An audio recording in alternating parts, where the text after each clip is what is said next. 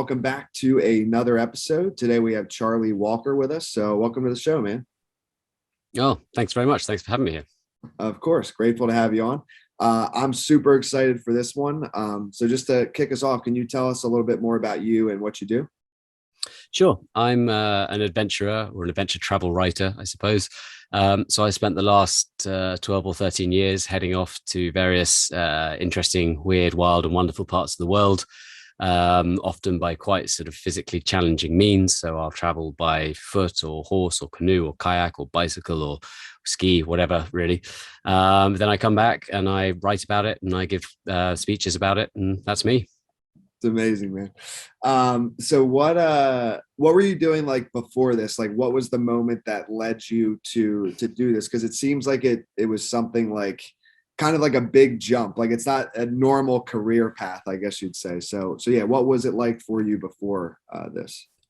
Well, I came out of university studying English literature and did a postgrad in journalism. And I did a brief stint on a paper here in the UK, but it was during that period of time that I decided to head off on some sort of large journey, which is something I'd wanted to do for quite a few years. I think I'd always been, in some sense, both consciously and to some extent subconsciously building up to like an epic journey. So when I was 22, nearly 23, I set off on a bicycle, nothing special, an old bicycle I bought secondhand. From the UK, and I spent the following 4.5 years cycling about 43,000 miles across Europe, Asia, and Africa. And that long journey just gave me such a kind of breadth of experiences and just further stoked my curiosity. So when I came back, I didn't find myself working too long in a job that I didn't care for before I started, turning what I now do into my career. Awesome. Okay. So many questions with that. Okay. So on this first journey, was there ever moments where you like things got so rough or tough that you wanted to quit? And if so, what were some of those like worst moments? And then we'll go to the better moments. Yeah, I mean, more of those than I can count, really. I guess the first particularly low period was about 6 or 7 months in, when I was crossing the Tibetan Plateau in midwinter, and the temperatures were, they were down to the -30s Celsius. I don't know what that is, but -40s where the two meet. So getting down to around about that kind of level. And I wasn't particularly well equipped. I didn't have the right kind of gloves, the right kind of boots, the right kind of sleeping bag. I was just wearing lots and lots of sort of basic thin layers. And there were a number of occasions where I, was cold and fed up to the point of, no, I'm over this. I want to get out of here. I got lost in a blizzard one time where I, became genuinely convinced over the course of an hour or so that I was going to die until I lucked out and stumbled upon some shelter. So yeah, the places where I most wanted to quit were usually the places where it was physically or mentally hardest, and that was often in the middle of nowhere. So be it up in the Tibetan mountains in midwinter, or in the Saharan desert in summer, or in jungle during the monsoon. And usually those places were the places where it was actually just logistically impossible to quit, because I'd have to keep going for some time just to get to a point from where I could get out of there, where I could extract should I still choose to. And of course, every time you hit your lowest ebb a day or so later, you realize that it's not all as bad as it was, and hopefully you start to rebound. No, that's all. So when that moment before you found the shelter, were you like hallucinating or anything, or was it kind of like, were you up for days trying to get out of the situation, or did you end up coming across it kind of quick? You were just freezing your ass off, basically. Yeah, more or less the latter. I was just up heading towards a pass, up to about 5,000 meters. So I guess that would be 16,000 feet. And a blizzard just picked up incredibly quickly. And within about 20 minutes, the wind was too strong to kind of try putting up my tent. If I'd taken it out, it would have been probably ripped away from me or just shredded. Yeah. It wasn't like a strong, storm tent. It was a basic one man kind of lightweight tent. Actually, I think when I got it, it was the lightest tent in the world at well under a kilogram. So it was not up to, essentially Arctic blizzard conditions. And that I lost the road, the kind of track that I was following buried over, and this was really remote. There were a vehicle would pass maybe every day or two or three. Sometimes there'd be several days where I wouldn't see anyone. And before I really knew what was happening, I was just lost, trudging through shin deep snow, pushing my bike with no idea what direction I was going in. And the sensation was just slowly creeping back from my fingertips, and my feet were getting more and more numb. And the wind chill was just pushing the feeling, the temperature much lower. Oh, And I had nowhere to shelter. I couldn't put my tent up. I didn't have a phone. If I did, it wouldn't have worked up there anyway. And so I was just fairly convinced I was going to die. oh my God.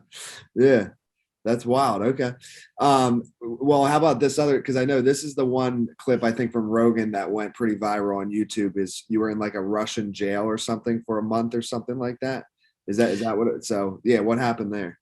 Yeah, that was earlier this year. Oh, I've that been, was okay. Yeah. yeah, I've been through the Russian judicial system a few times now, but not for a few years until recently.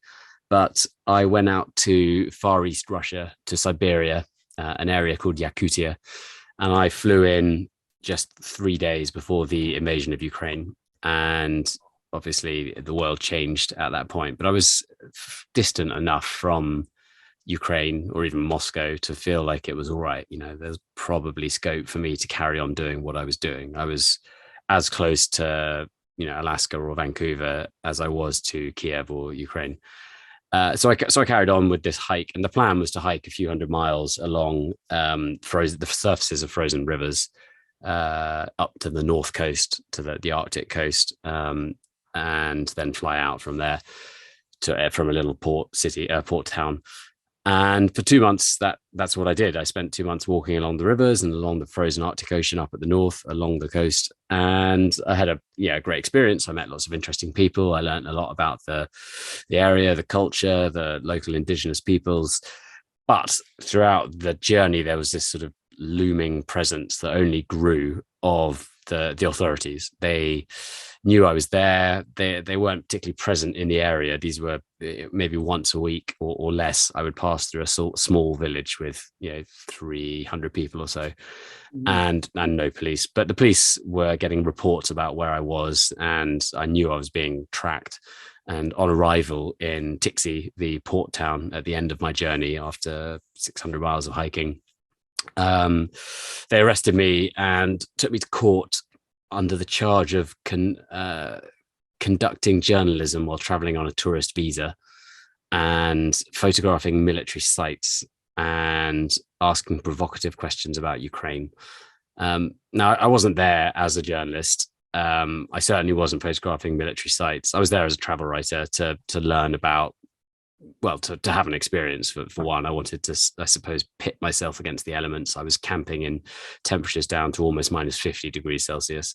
And I wanted to learn about the people, the area, the history, the culture. I wasn't there with any sort of political agenda or any current affairs focus. But of course, as soon as the invasion happened, everyone I met, and I would go days without meeting people, but every time I did meet someone, pretty much the first or one of the first questions they would ask is, what do you think about the special operation, as it's termed in Russia, the war that isn't deemed a war? Mhm. So I did have plenty of conversations about Ukraine, and I usually tried my best to be as diplomatic as possible. When they asked my opinion, I would say, "Oh, I don't know a great deal about it. I know there are different stories on the news here and on the news at home, and I don't know what to believe."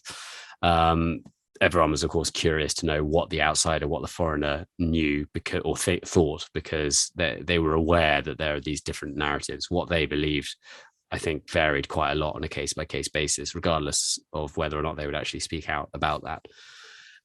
So I was put through the court. The police came to the apartment I'd rented just for a few days, and said, "Well, you need to come down to the police station for registration." And so I went on down, and very sort of slowly over the course of a couple of hours, it became clear that I wasn't allowed to leave, and this was more than just registration. And then they gave me these allegations, and the process, Russian police process, is all really boring and thorough and bureaucratic. And after about 5 hours, they finally took me to court, which convened at 9:30 p.m. So obviously it was sort of rushed through. Yeah. They didn't offer me a lawyer or anything. There was a translator, but this was a kindly English teacher, a local mother, who by the end of 5 hours was fed up and no longer had any desire to be there. So she was understandably not that into it, and was partially translating things. So the judge would give a long, read off a paragraph of legal text, and she would give me half a dozen words as a translation. At the end of that trial, they found me guilty of the aforementioned charges. But this is an administrative trial or an administrative offence. So they're not trying me criminally. They're just saying that I broke the terms of my visa, and I had to pay a small fine, about $80, and would be deported and can't come back to Russia for 5 years. But they led me to believe that they would fly me back down to the regional capital, from where I would book a flight and leave the country. My initial homeward flight had been cancelled because it was with a Russian airline, and the UK had banned all Russian airlines from operating in British airspace and British airports. So I went back to the apartment, and they dropped me off back at the apartment. But then about 20 minutes, they came back and said, right, pack all your things up. And they watched me pack everything up, and they drove me back to the police station, and then fingerprinted me and put me in a cell for the night, which it wasn't pleasant. I was in a concrete cell with the light on through the night, and it was minus 28 degrees outside, and it was a bit warmer than that inside, but it wasn't terrible. I was fine. Yeah. And I still thought, this is just part of their process. And the next day they took me to the airport. We got on a flight, me and a bailiff, a uniformed bailiff, sort of guard, escorting me, flew me down to Yakutsk, the regional capital, which is where I'd flown into in the first place. And quite quickly, I realized that it wasn't going to be quite as straightforward, because they handed me over to another uniformed bailiff, who took me to a detention center, and I was locked up. And I ended up spending 4 weeks there, never quite knowing when they would release me. They said, yeah, we'll deport you eventually, but we don't know when. It takes a while. But the longer I was there, the more chance it felt there would be that they would retry me. The three offences that they had hooked me with, journalism, asking about Ukraine, and photographing military sites. Well, the final one, it could be reframed as espionage. They never produced any photos to back up this assertion. But Tixi, where I finished the journey, has for the last 5 or so years been one of the hubs of Russia's northern defense strategy. So not in the town itself, outside the town, near to the airport, there is a sort of military base where they got surface-to-air missiles. And I wasn't aware of this at the time. I've learned this subsequently. But it used to be a classified area, and they declassified it just last year. So I don't really know why they did that at this crucial juncture, given that they're investing many, many billions of rubles into the military infrastructure of this point.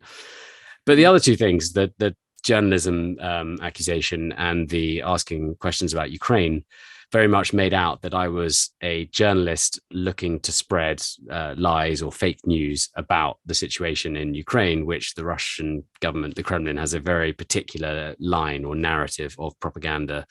So anyone straying from that can fall foul of a law they introduced just in March after I arrived in the country, which has a sentence of up to 15 years for exactly that, for sort of publishing or spreading quote unquote fake news that strays from their line of propaganda. So every day of that month, I was there thinking, any minute now they're gonna just take me back to court. I managed to hire a local lawyer to launch an appeal, but my appeal was immediately rejected.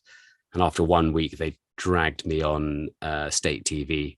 Without warning, I just was summoned to the cell door. I had to put my hands through the hatch. They cuffed me, marched me downstairs, put me down plunked me down on a chair in a room in front of a rolling camera with a light shining at me and a microphone thrust in my face. And then a local journalist started just asking me questions, which were either fed to them by the police or they'd just been given the police report for what I was supposedly guilty of and said, why are you doing this? Why do you hate Russia? What do you think about Ukraine? Why did you photograph military sites? So it really felt like they were paving the way or preparing the court of public opinion for a subsequent trial. And it would have been very convenient for Russia to have another British citizen in a prison somewhere that could be used as a trade somewhere further down the line, potentially for a Russian POW from Ukraine. So actually, they did eventually, after a month, release me, and I was able to get back home.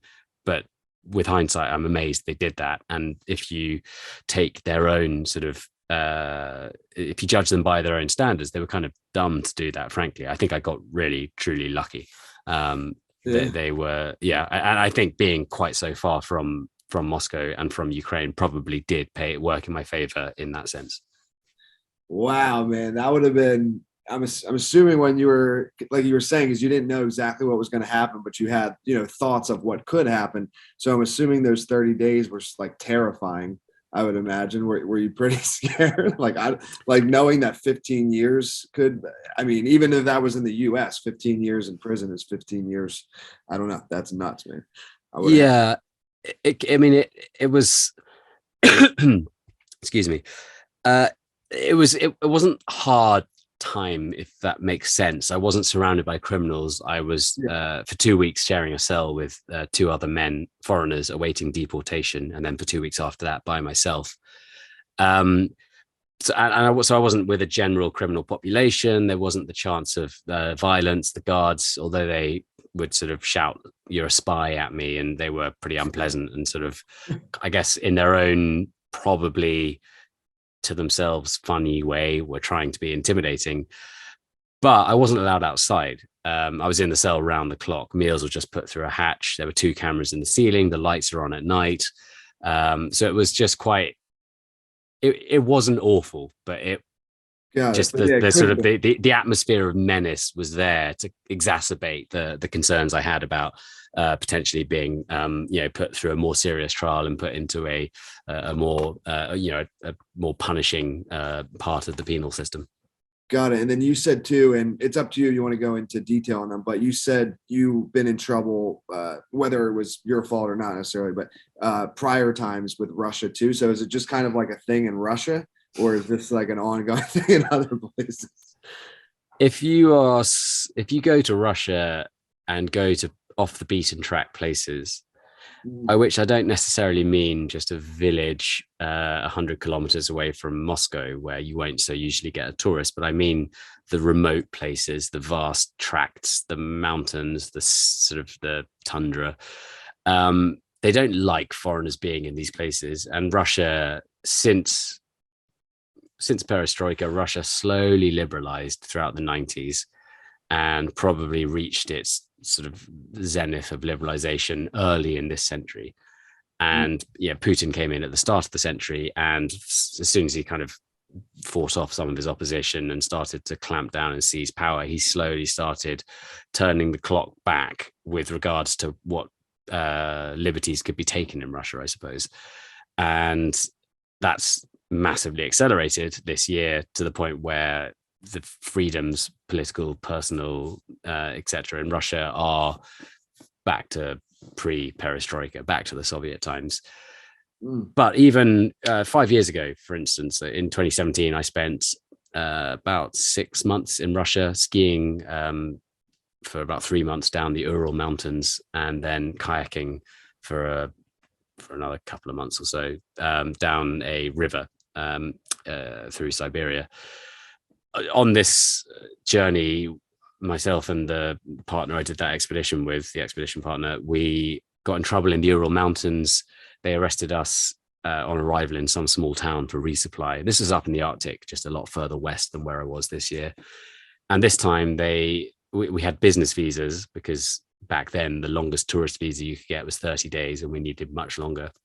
And back then they took us to court for committing tourism while on a business visa. So you can never, you can never win really. Now they get 90-day. Now well, briefly they were giving 90-day tourist visas. So I was able to get there this year with a tourist visa and thinking that I had the right type of visa, although it turns out that they said I should have had a Committing journalist tourism. visa. Although if I'd gone there with a journalist visa this year, I'm sure they would have found a reason to lock me up anyway. Yeah. So they took me to court that time. And then another time was frankly my fault. I was in Georgia and I completely accidentally, unknowingly strayed across the border. I crossed a river, a shallow river. It was only 10, 20 centimeters deep.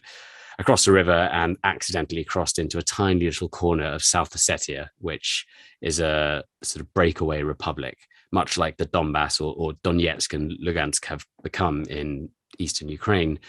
South Ossetia was annexed by Russia in 2008, 7, I forget which, 2008, I think, in a short 5-day war in which Russia seized 2 parts of Georgia. And it was a very bloody conflict. Villages were burned out, but in 5 days it was taken. And I accidentally crossed into a tiny little corner, a little sort of promontory of land, a little finger that I just crossed the corner of. And the minute I crossed the river, I was arrested and then put through the court system there. I also got arrested by speedboats while kayaking down this river because the river briefly formed the border of Russia and Kazakhstan.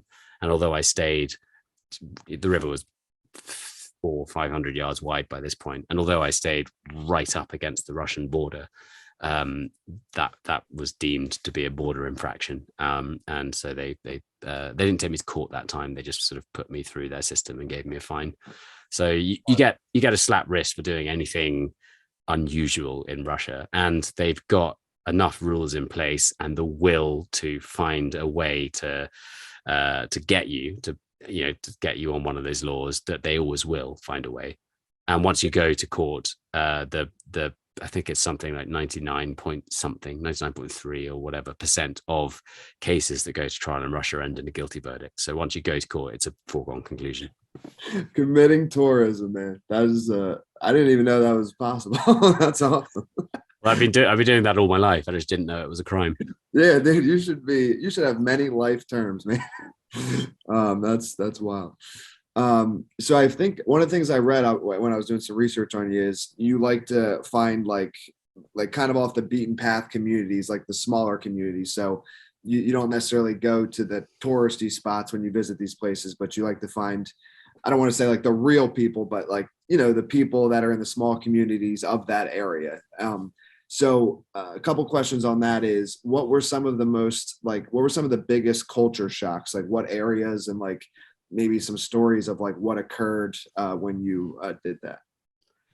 Well, I suppose from a culture shock perspective, a couple of years ago, I was back out in Papua New Guinea, which is a fascinating country in the middle of an election at the moment. So things are going especially wild because the levels of violence and corruption and political violence and political corruption are very, very high.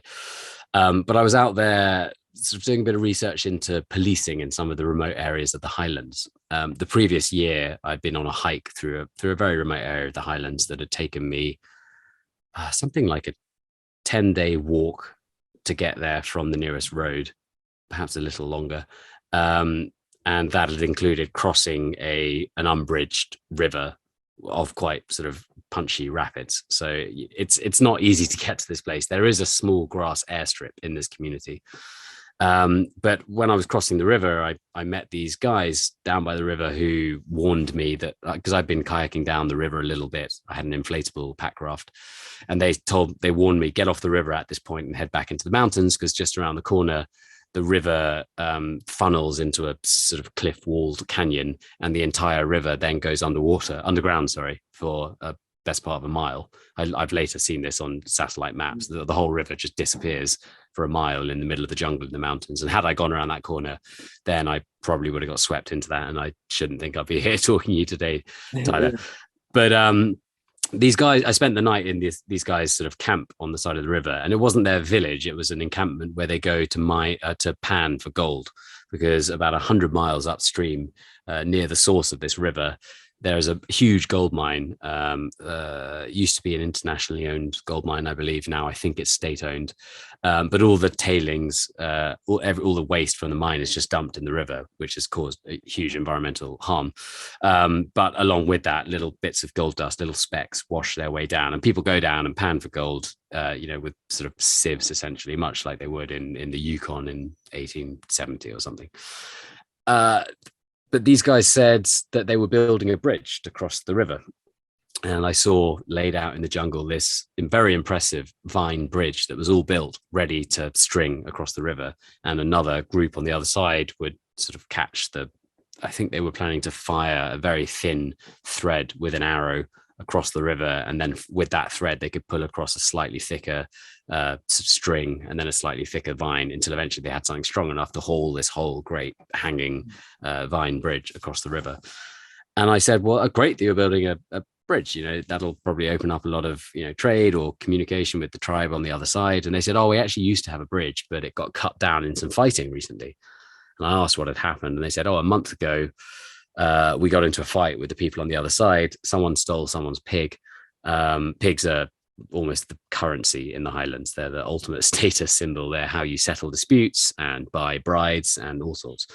They're rarely eaten. They're too valuable. Only people in the big cities where the pigs get taken to market usually seem to be able to eat pigs, except on ceremonies.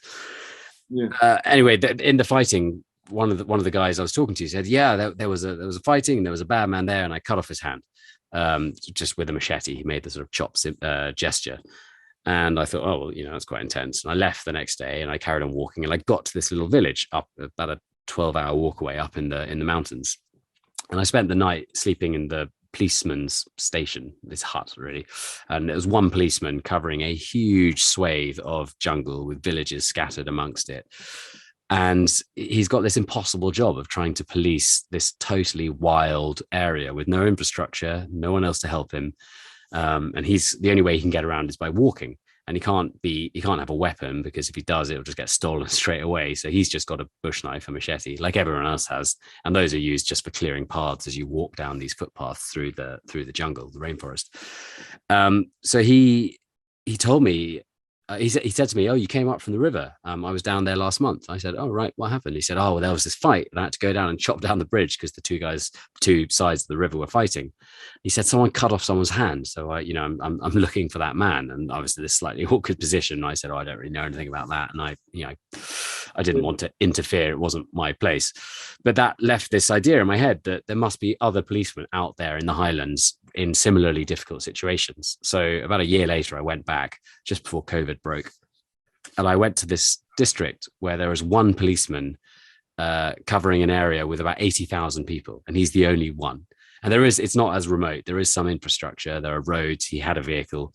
He wasn't armed, because every time he had been issued a gun from the sort of local, a few towns away, the local department, it had been stolen straight away. And he took me to his patch, his station, and we had to pay a bribe at a checkpoint on the way. And this was just tribal men with AKs and bare feet, with their impromptu roadblock they had made, that the policeman has to pay a bribe to get into his patch. So that should give some sense of the lawlessness. But this, to go to a long way around, to bring it back to your question, this policeman, Namba is his name. He showed me his incident report book, his logbook. And I've never seen anything quite like it. I turned to a random page, and it said something like Monday, October 12th, girl gang raped by 5 men in the coffee gardens. Search underway for 3 of the 5 men. Tuesday, man beheads son with axe, brackets, suspected cannibal.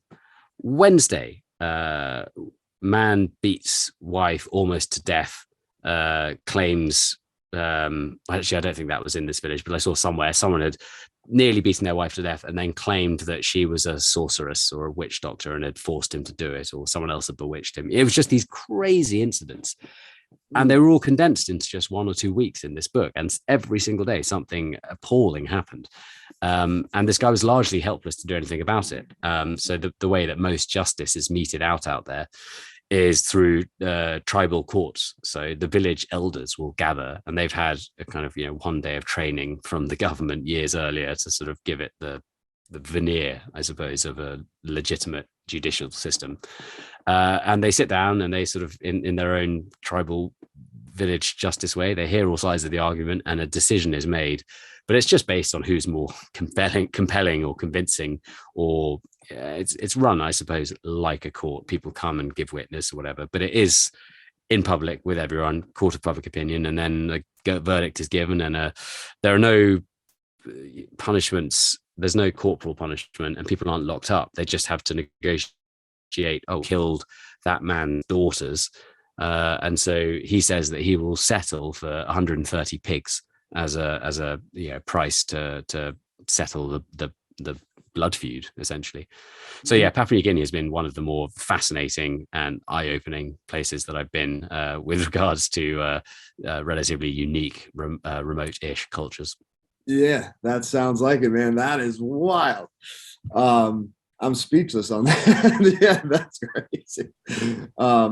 So what is just curious, like what's your family like? Like mom, dad, like significant, like what do they think about it? Like, was your mom scared before you went on your first adventure? Like, what's that whole scenario like?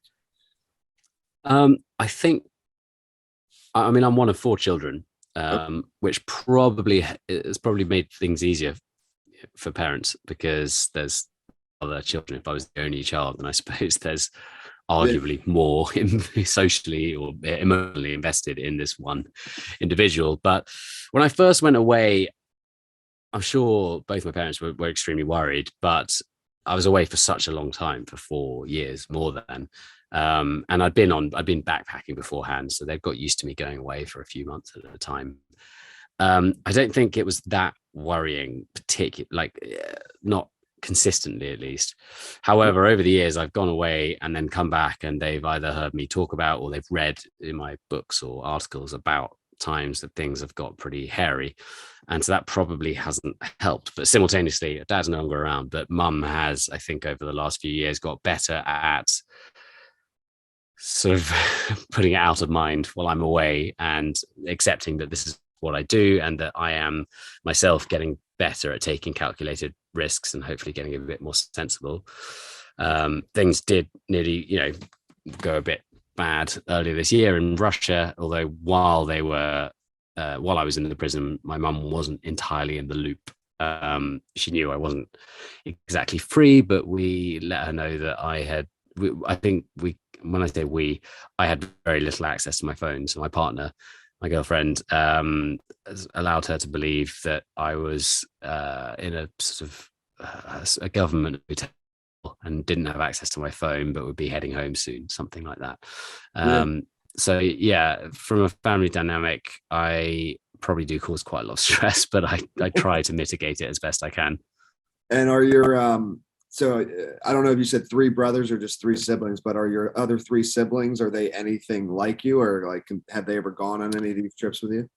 No, we're all completely different. My brother works in finance in Hong Kong. My sister is a cellist in Scotland. My little sister is a travel agent. She lives close to me in London, but she works in a slightly higher end type of travel, not so much the kind of rough adventure thing that I do. And then what about so that was before well, I don't know how long you've been with your girlfriend, but with your girlfriend, does she have any interest in going with you, or is she just kind of like, oh, this is kind of like par for the course of being with Charlie, like I got to let him go for 6 months to a year here and there? Well, she makes documentaries, and that's taken her to Iraq and Syria and all sorts of interesting places. So it's not just me doing this sort of thing. We have discussed perhaps making a documentary together at some point, but have not got around to it yet. So who knows? Maybe in the future. That would be cool. All right, so okay, that's like a perfect match then. I don't know why. I'm just curious. How did you guys, not to make this a romantic podcast, but how did you guys meet? I'm just curious. We met through a friend and just started rock climbing together. We do quite a lot of that. Yeah, there's a fairly straightforward story. Okay, gotcha. Yeah, I didn't know if it was something like she was at a documentary and then you were traveling and then You were like, oh my God, did you see all the people with the pigs down there or something? No, we just met in London, I'm afraid. Gotcha. Um, so then my actually I want to ask you about your books now. So my main background is actually helping people with books and stuff. So I'm curious, like, and a lot of our listeners are authors or people that want to be authors. So what is your process? So like you'll go on an adventure, you'll come back, and then do you have like a kind of writing process, or what does that look like from start to finish for each? You have two books, right? Yeah, I've written just two so far. I'm just starting work on my third. For me, both have been a little bit different. The first one, I sort of tinkered with the first few chapters for quite a while over the course of a few years. It was the first book. I was struggling to find time to get down and do it. But then I managed to arrange 6 weeks where I had nothing else. And I thought I'll get out of the country. I went to Kenya, stayed with a friend in Nairobi, and just put my head down and wrote every day, every weekday, just like a working day from 9 till 5 or 8 till 5, I think. And by the end of 6 weeks, I had a first draft, which I then just started finessing, just running through it again and again. With the second book, it was slightly different because I wasn't able to find some huge chunk of time to go away. So I took 2 weeks. I went to Greece and managed to sort of cheekily borrow someone's room for a couple of weeks, and got about perhaps 30,000, 40,000 words under my belt. And first draft, I think just get it down, just write, and you can shape it, you can finesse later. A lot of people talk about writer's block, and I don't think I've experienced that, but I also think fiction and nonfiction are quite different. So far, I've been writing books that are nonfiction, and they're writing first-person narrative where the events have happened, the story's there. I've just got to find a hopefully engaging and gripping way to relate it. So you can get something down. If the chapter you've worked on for the last couple of days isn't perfect, you can rewrite or you can reshape it, remold it later. But the best thing, I think, is just to get something down. Sculpture, you start with some huge block of marble and you just if you're sculpting a duck or whittling a duck, you want to whittle away everything that doesn't look like a duck. And I'm sure you've got the image in your head of what you want this book or this writing project to be, but you've got to give yourself some huge chunk of marble or lump of clay from which to slowly form the shape that you want. So I think being quite unfussy about your first draft is really key. And I've found with regards to making nice prose, it helps to read your book out loud to yourself. When you're working on a chapter, go through each page and read it out loud and see how it sounds, how the flow, the rhythm of it sounds when read out loud. Because although that won't necessarily be a huge, well, I think when we read books, we do have essentially in our head reading out those words. And if it's clunky, if it's too staccato, if it's hard to get through a sentence, or if the rhythm, the shape of the sentence kind of leads you up to a point and then suddenly doesn't, you want to have those fluent cadences, those rhythms. But also more so if the book is going to go out on audiobook. And I think that my books have been probably listened to on audiobook roughly as much as they have been read in paperback or hardback. So it's a good process to sort of really whittle it down and make sure it sounds good as well as reads well. For sure. Yeah. I think I'm blanking on his name right now, which is embarrassing, but it's one of the most famous writers out there. But he says you should basically write as you speak. Right. And I think you're right. There is kind of that voice in your head when you read. And also the advice you gave, I think, is perfect, because the first draft, you just want to get it out of your head. It can be a mess, doesn't really matter. Just get everything out of your head. And then you can organize from there. And then when you read it, something that you may have thought sounded good, that you were writing, when you read out loud sounds very abnormal sometimes. So it's like a very important process. And then did you have, like, I didn't see, I just didn't check, but did you have like a publisher or did you self-publish these? My first two books I self-published. The next one I'll be going through a publisher. I think it's it's quite competitive to get a first book out there in the travel sphere. More so, I'd been in discussion with a publisher, but they were adamant that I made this 4 year journey one book, and I strongly felt that such a huge amount of my life in which so much had happened, I didn't want to be one kind of medium to long book. I wanted to be two books that aren't excruciatingly long. So I took a bit of a leap of faith on that and just got going and got it out there, and I'm really glad I did. But there's definitely different ways to do it, and I'm interested and looking forward to trying it the more traditional route this time around. For sure. So then on your first two, did you have an editor for those?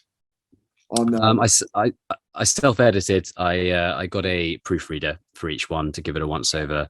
I am fairly decent at editing text copy. It's harder to have a sort of plot editor, looking at the narrative shape of things, and that's, I suppose, with hindsight, one thing that it would have been better to have. But you can get a bit bogged down and there's costs involved, so I decided to back myself, and I'm sure if I gave those books another pass over now, I could make plenty of improvements, as could other people, but I'm pretty happy with them. Yeah, no, gotcha. That's awesome. Yeah, I think that exactly how you've done it, I think, is amazing, because now, I mean, look, you've gotten some big exposure. The first two books have done well. So now a traditional publisher for your third book, now is the time when they would actually like be very interested, right? Like, it's one thing, obviously your story is incredible, but if you can prove to a traditional publisher that you've already had success with two books, I mean, that whatever deal you end up getting is going to be better than not having the success of the previous two books. So I think whether you meant to do it or not, I think it's kind of perfectly panned out for you. So that's awesome. So yeah, man, I want to kind of leave it to you. If there's anything else you want to share that we didn't, I mean, I know you have probably, stories we could talk for multiple days on. We could do this in a Russian area for a month straight or something. But yeah, I want to leave it to you for that. And then also, where can people stay in touch? Like website, books, social media. The floor is yours. Sure. Well, there's nothing sort of particularly pressing that I'm desperate to get out there into the world. So happy to answer any further questions. But the places to find what I'm doing are my handle on Instagram and Twitter is at CW Explore, Charlie Walker Explore, CW. And I'm also on Facebook, the same, CW Explore. My website is cwexplore.com. My books can be found on my website, on Amazon, on Audible, on Kindle. So check them out. And Instagram is probably the place where I'm most active. I post most with upcoming projects. So that's probably the first port of call. Perfect, man. Thank you again for coming on. I appreciate it. My pleasure. Thanks for having me.